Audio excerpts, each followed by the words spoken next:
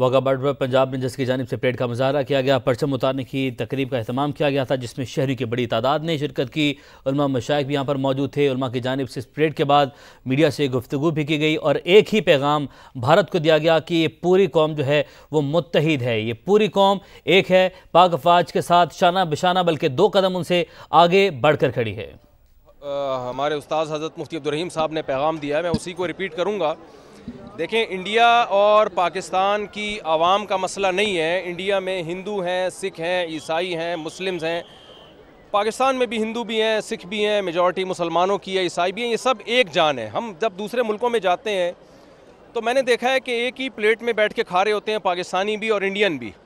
कोई फ़र्क नहीं है इंडियन पाकिस्तानियों में। कल्चर सेम है, ज़बान सेम है। वो उस उर्दू को वो हिंदी कह देते हैं और हम हिंदी को उर्दू कह देते हैं। तो कोई फ़र्क नहीं है। ना इंडिया से हमारी दुश्मनी है, ना इंडिया की पाकिस्तान से दुश्मनी है। ये एक गवर्नमेंट है मोदी, जिसने दिमाग ख़राब किया हुआ है, जिसका अपनी खोपड़ी आउट हुई हुई है और सारी दुनिया को वो बदअमनी में डाल रहा है। तो इंडियन को भी चाहिए, पाकिस्तानियों को भी चाहिए, एक इंसान को काबू में लाएं। आप एक की खोपड़ी को सेट कर देंगे, पूरी दुनिया में अमन हो जाएगा। उसकी खोपड़ी ख़राब हो गई है। पहलगाम में उसने खुद वो किया है जो कुछ किया है। पहलगाम में जो कुछ हुआ है, बेगुनाह लोग मारे गए, हम उसकी भरपूर मजम्मत करते हैं। इस्लाम तो मैदान जंग में बूढ़ों और बच्चों को कत्ल करने की इजाज़त नहीं देता, वो सयाहों को कत्ल करने की कहाँ से इजाज़त देगा। तो पाकिस्तान का इस पहलगाम वाले वाक़े से कोई ताल्लुक़ नहीं है और उस वाक़े की हम भरपूर मजम्मत करते हैं। और जो जुल्म पहलगाम में लोगों पर हुआ, इंडियन पर हुआ, हम उसमें इंडिया के साथ हैं, इंडिया वालों के साथ हैं। तो एक आदमी की खोपड़ी ख़राब हुई हुई है, सबको मिलके उसकी खोपड़ी को ठीक करने की ज़रूरत है। जंग की धमकियाँ दे रहा है वो, मैं यूँ कर दूंगा, मैं यूँ कर दूंगा, झूठा इल्ज़ाम हमारे ऊपर डाल दिया, आप सबूत भी दिए। भाई, अगर आपका ख्याल है कि पाकिस्तान ने ये काम किया है तो आप एक तीसरे मुल्क को सालिस बनाएं। जब भी दो में झगड़ा होता है, तीसरा सालिसी का किरदार अदा करता है। पाकिस्तान सबूत पेश करने के लिए तैयार है। तो पहला तो मैं पैगाम दूंगा कि मसला इंडिया पाकिस्तान का या वहाँ की आवाम का नहीं है, मसला एक मोदी हुकूमत का है जिसका दिमाग ख़राब हो गया है। तो अब चूँकि वो जंग की धमकियाँ दे रहा है तो हमारी अखलाकी दीनी ज़िम्मेदारी है कि हम, अगर ये जंग छिड़ जाती है तो हम अपनी फ़ौज के साथ हैं। मैं कराची से सफ़र करके आया हूँ और सिर्फ बड़ा मकसद हमारा यही था कि जो है हम जाएँ वाघा बॉर्डर पे और वहाँ जाके हम दुनिया को ये पैगाम दें कि हम सब अल्हम्दुलिल्लाह इस मौके पे तमाम सियासी इख्तलाफात भुला के अगर जंग छिड़ जाती है तो हम फ़ौज के साथ हैं। और हमारे नबी सल्लल्लाहु अलैहि वसल्लम की ये तालीमात हैं, सही हदीस है, ला ततमन्नौ लिक़ा अल अदु फ़इज़ा लक़ीतुम फ़स्बिरु वअलमू अन्नल जन्नत तहत ज़िलालि सुयूफ़। नबी सल्लल्लाहु अलैहि वसल्लम ने फरमाया, दुश्मन से लड़ाई की कभी तमन्ना मत करो, लेकिन अगर जंग छिड़ जाती है तो यकीन कर लो कि अल्लाह ने जन्नत तलवारों के साए में रखी है। तो भाई, मुसलमानों को तो जन्नत में जाने का मेरा ख्याल है वैसे ही बहुत शौक़ है।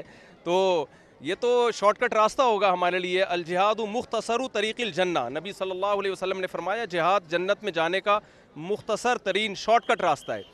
तो हम जंग की तमन्ना नहीं रखते, लेकिन अगर मोदी को शौक़ है लड़ने का तो आज़मा ले।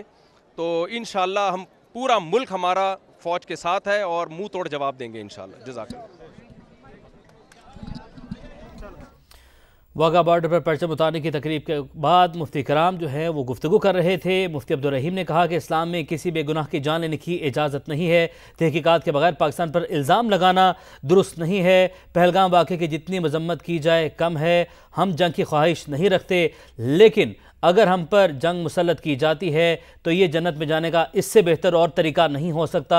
हमारा दीन भी हमें यही सिखाता है कि हम जो है उसकी ख्वाहिश रखो, लेकिन अगर दुश्मन तुम्हें इस बात पर मजबूर कर दे तो उसके बाद आपने घबराना नहीं है। और हम अपनी फ़ौज के साथ खड़े हैं, अपनी पाक फ़ौज के शाना बिशाना खड़े हैं और पूरी पाकिस्तानी कौम पाक फ़ौज के शाना बिशाना होगी अगर मोदी सरकार हम पर जंग मुसल्लत करती है। इससे पहले परचम उतारने की शानदार तकरीब मुनक़िद की गई। पाकिस्तान जिंदाबाद के नारों की गूंज भारत तक सुनाई दी। भारत के साथ खूबसूरती के साथ इंतहाई अक़ीदत व एहतराम के साथ बिगल बजाया जा रहा है और इसके साथ ही कौमी वक़ार की अलामत सरसब्ज़ हिलाली परचम को उतारा जाएगा और इस बात का ऐलान किया जा रहा है कि इसका तक़द्दुस और ताज़ीम हमारे लिए अहम है और इससे मोहब्बत के इजहार में कोई कोताही नहीं बरती जाएगी। इस तमाम तर कार्रवाई के दौरान ज़रूरतों के निशान रेंजर जवान अपने मखसूस अंदाज में अपने लाजवाल और बेमिसाल अज़्म व हौसले की तस्वीर कशी कर रहे हैं। यहाँ ये जिक्र बेजा नहीं होगा कि अज़्म हिम्मत का इस्तिहारा पाकिस्तान रेंजर्स पंजाब के इन जवानों को यहाँ तक पहुँचने में हद दर्जा कठिन और मेहनत तलब आजमाइशों की पट्टी से गुजरना पड़ता है। आप देखिए, परचम उतारने की कार्रवाई का कुछ ही देर पहले बाज़ाब्ता तौर पर आगाज़ किया गया और इस वक्त ये परचम उतारा जा रहा है। इंतहाई अकीदत व एहतराम के साथ ये तमाम मनाज़िर देखने से ताल्लुक़ रखते हैं। इस कौमी वक़ार की अलामत सब्ज़ परचम को इस तरह उतारा गया कि इसका तक़द्दुस, इसकी ताज़ीम मलहूज़े खातिर है। इंतहाई शानदार अंदाज पाकिस्तान रेंजर्स पंजाब का। और इस वक्त परचम उतारने की इस तकरीब के बाद रेंजर्स के जवान और लेडी रेंजर्स परेड कमांडर की क़यादत में मार्च करते हुए पाक हिंद सरहद से वापसी की तरफ अपनी पोजीशन संभालने के लिए तैयार हैं और रवा दवा हैं।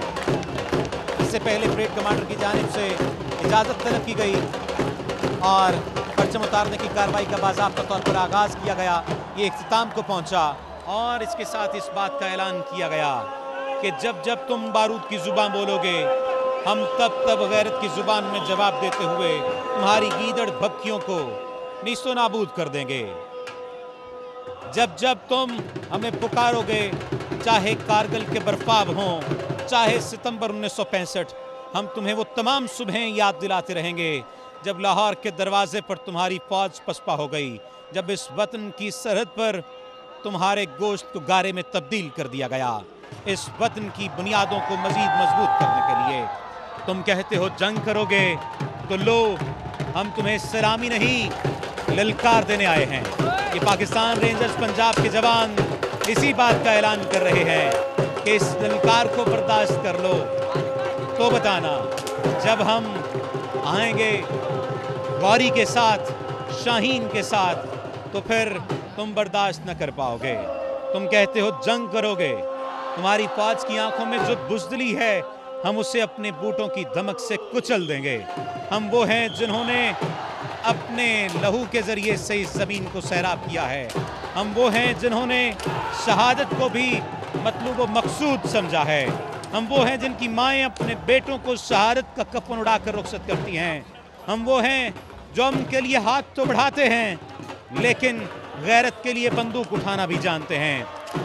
आज ये ज़मीन इस बात का ऐलान कर रही है कि वागा की सरजमीन सिर्फ परेड की जगह नहीं, ये हमारे अज़्म का मिंबर है।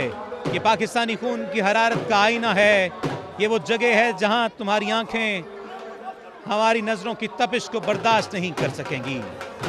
सुनो भारत, हम वो कौम नहीं जो चिरागों की रोशनी से अपने आप को सिर्फ रोशन करेंगे, बल्कि हम इन चिरागों में अपना खून सींचकर रोशनी को पैदा करेंगे और फिर देखेंगे कि किस तरह तुम इस रोशनी को बुझा सकते हो।